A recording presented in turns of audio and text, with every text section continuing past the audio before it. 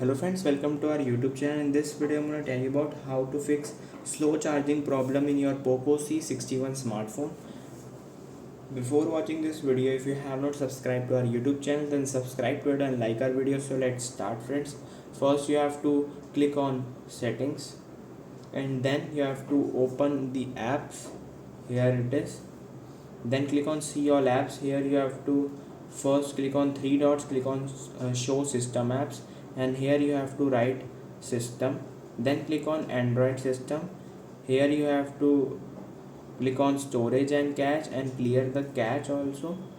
Simply press back and here you have to again write system, and here it is Android system intelligence, and you can see here storage and cache. Just you have to clear the cache and press back. Then you have to write here Google like this. Then you have to swipe down. Here it is Google Play services. You have to clear the cache of this and press back. I hope you like this video. If you like this video, then subscribe to our YouTube channel for more helpful tips and tricks videos. See you next time.